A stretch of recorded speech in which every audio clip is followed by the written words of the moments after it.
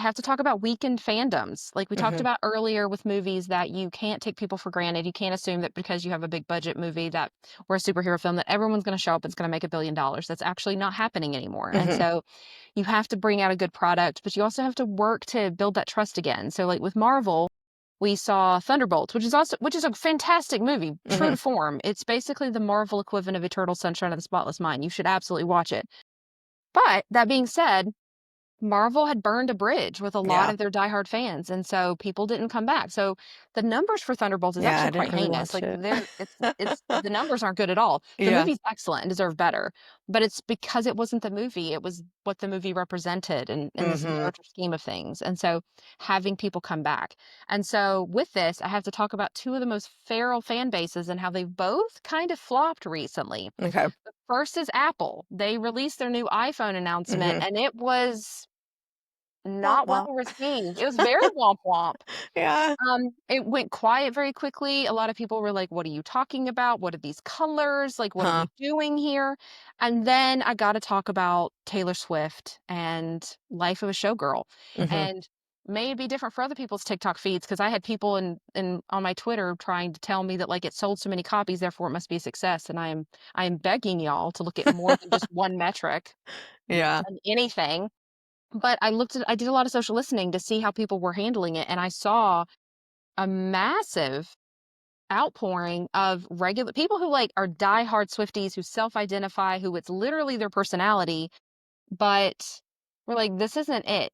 Mhm. And then now we're seeing ripple effects because there's been more variants done. There's a Mhm. necklace that she posted, which may or may not be an SS dog whistle, like, things I could not make up, but Yeah. are somehow I mean, being the talked fact that about they're online. talking about it in that Yeah. way. Yeah, so there's a lot of conversations there, and there's a lot of people who are really second guessing their fandom now, and it goes back to the idea of even if you have a cult-like feral fan base, you still have to continue to show up for them. You still have Mhm. to give them a quality product. You still have to give them the reason to stay feral. They Mhm. won't just stay feral on their own.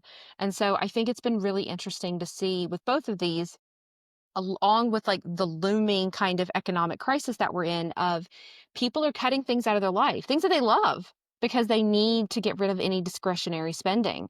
And so a lot of brands work towards brand affinity without doing the work to get there. They just want a fan club.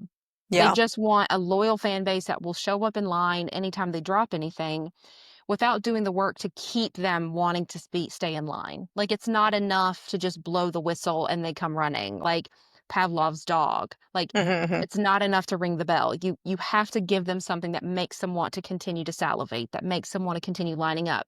And I think as we see more and more people being impacted by the economy and cutting off those discretionary funds, more and more brands that are loved Mhm. are going to get cut because they are doing just enough and they aren't really proving why they deserve to be a mainstay in that person's life. And Taylor Swift and Apple are both seeing the dividends of that. Like they're both seeing what happens when you keep pushing that. And so I've seen a lot of people's eyes be opened over the Mhm. past Mhm. week where it was, all right, I didn't like the album and now it's like, but now you want me to order like 20 different versions of it.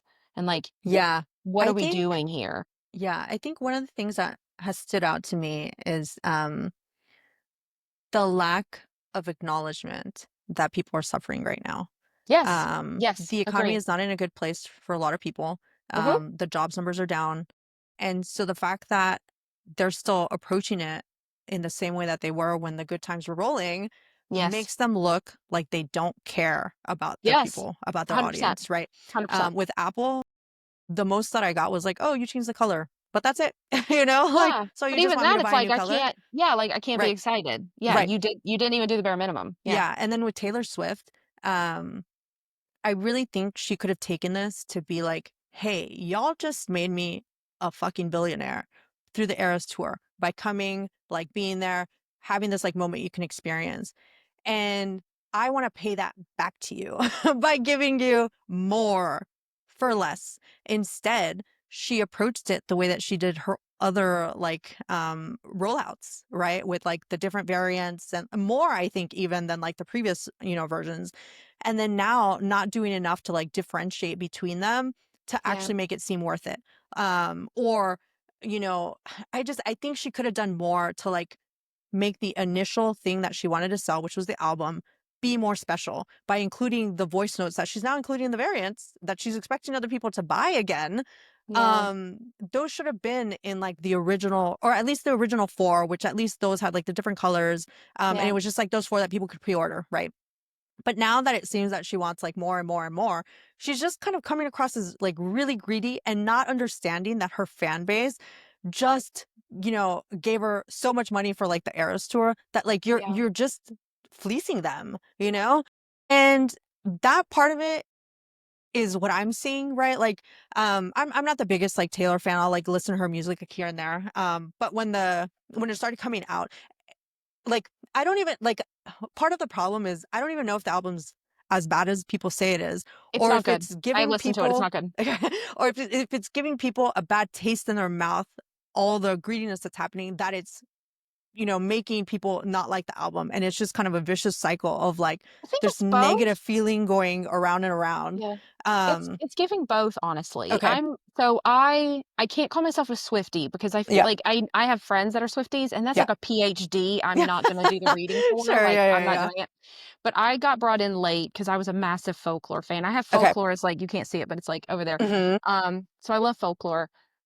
I'm an eldest daughter and an English major. So, like, Fate of Ophelia, I could write a dissertation on how she needs to reread Hamlet because she missed the entire point. Eldest daughter, absolute Hmm. like, it was disappointing, so in that way, it is very canon as an eldest daughter. But Yeah. there's a lot of audiences that, there's a lot of Black women creators who've come forward to express some of the commentary and essentially, like, microaggressions that she has in some of her posts because, like, Mm. um, for example, like, apparently Travis, before he went after Taylor, he was trying to go after Megan Thee Stallion, and in one of her songs, she talks about, "I'm not a bad bitch, and this isn't savage." The Savage song, yeah, sure. So it's Mhm. like, what are we saying there, Taylor? Yeah, What are we yeah. saying? Um, and so it's very much the combination of all these things, and then there is almost every song is deeply, deeply reminiscent of other music. Mm. Like, almost every other See, I song heard has about that been too, yeah, yeah, like, there's and the so Jonas and Brothers one, there's, there's like quite a few. There's a oh, Jackson 5 one, there's a Lana Del Rey one, like, almost every single one you could say, like, this sounds very similar. It's a combination of, like, did AI write this? Or, like, what happened? I don't think it's the worst album ever written. If I had pre-ordered it, I would have been mad mhm. that I spent, like, $1 on this. Yeah. It's not good. It's not good. There are some melodies that are like the melody for Fate of Ophelia is actually kind of catchy and it gets used on TikTok videos a lot and I'll start listening to it and I'm like, "Oh, Mhm. I don't like that song though."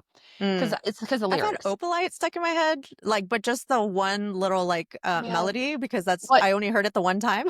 but even that was considered a microaggression Okay. because she's opalite, which is like bright and shiny and light. And then it's being compared to onyx, which is a black stone. Like even that is just like because it's basically comparing to Travis's Oh. ex-girlfriend. And it's just like, what are we doing? Yeah. So it's one of those things like we can't call Taylor a genius, a lyrical genius with Easter eggs, because if we do and we continue it into this album, it does Mhm. not look good for her. So it's like Yeah. if we're gonna That's call her a interesting. lyrical Mhm. genius that has layers, Mhm. all of the layers are not Has to be good. counted. Yeah, like if we're gonna deconstruct all of her writing, we're gonna deconstruct, and the lyrics are highly questionable. Yeah, So it's yeah. it's things like that that I think we need to at least consider. Um, but I think that coupled with she gets engaged, she drops the announcement, we get the thing, it's not that good. Now there's variants.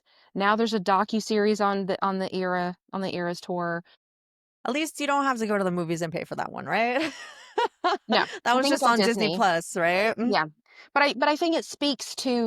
like I'm tired, but I am but it's done I think it's a huge opportunity for Olivia Dean and Ray. I Mhm. am loving their music. Ray is just spectacular and actually, like, outdid the whole last Showgirl thing. Like, her music video for Mhm. Where's My Husband is so good. And then Olivia Dean dropped The Art of Loving, which has been it's just a no skip album for me. It is stunning. It is like, so if you're listening to this and you're like, I don't care about Taylor Swift one way or the other, but I do like music. What should I listen to? You should listen Mhm. to Ray and Olivia Dean. They're both There amazing. you And I would go. say, or, and K-pop. And K-pop, And the K-pop, music yeah. from the K-pop Demon Hunters, because they're great. And Mhm. I hope those three win, like, take all the Grammys. Yeah, yeah, yeah, yeah, yeah.